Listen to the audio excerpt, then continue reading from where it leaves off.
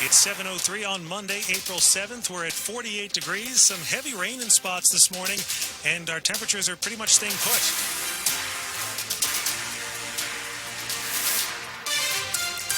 Good morning, I'm John Aaron. And I'm John Domen with the top local stories that we're following this hour. And we continue our coverage of the Washington Capitals' Alex Ovechkin and his record-breaking scoring milestone. He passed Wayne Gretzky during yesterday's game in New York against the Islanders. The great one there to cheer him on. I can tell you firsthand, I know how hard it is to get 894. 895 is pretty special. They say records are made to be broken, but I'm not sure who's going to get more goals than that. Well, WTOP sports anchor Dave Preston joined us earlier, and he tells us what it took for Ovechkin to hit that milestone. You have to stack so many good seasons back to back to back to back, and the fact that he's stayed healthy all these years, playing a very physical brand, and the fact that Ovi's physical style, a lot of people who are physical, their bodies break down, his body is not, and he's continued to be very skilled. Dave will have more ahead in sports at 7:25. Now back here, there were plenty of excited Caps fans at homes and in bars. WTOP's Grace Newton was at a watch party at the Wharf. That's what it sounded like here in Whitlow's as Ovechkin scored his 895th career goal. One fan named Jessie shared her excitement. This is the man that literally everything he's ever given up has coming back to him. He deserves it. The fans deserve it. The family deserves it. We are the Washington Capitals.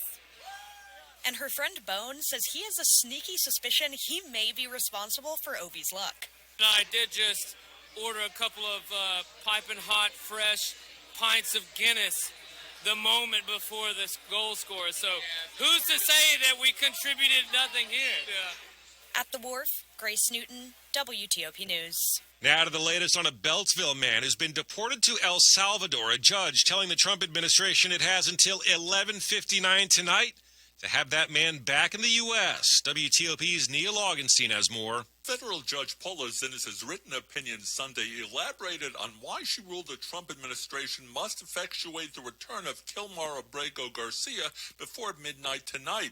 She called the decision to arrest and deport Abrego Garcia wholly lawless, while the Trump administration argues that they can't bring him back because he's no longer in U.S. custody. The judge disagrees. She says the deal calls for the U.S. to pay El Salvador a fee to hold Abrego Garcia and other migrants for a year until the U.S. makes the final decision, and the U.S. hasn't shown why they can't secure one person's return. No ruling yet from the U.S. Appeals Court in Richmond, which the Trump administration asked to pause Judge Zinnes' order to return Abrego Garcia today. Neil Augenstein, WTOP News. Virginia wants to add more express lanes on the Beltway.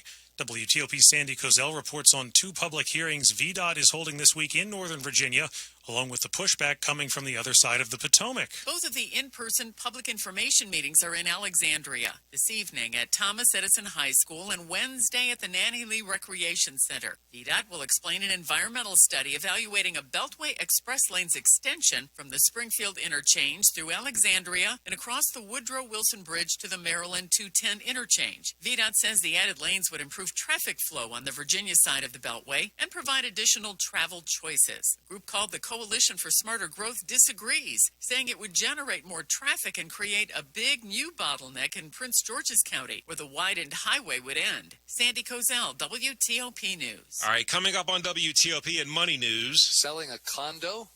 You may have to lower the price. I'm Jeff Clayball. But first, we have traffic and weather just 30 seconds from now. Who is Airbus?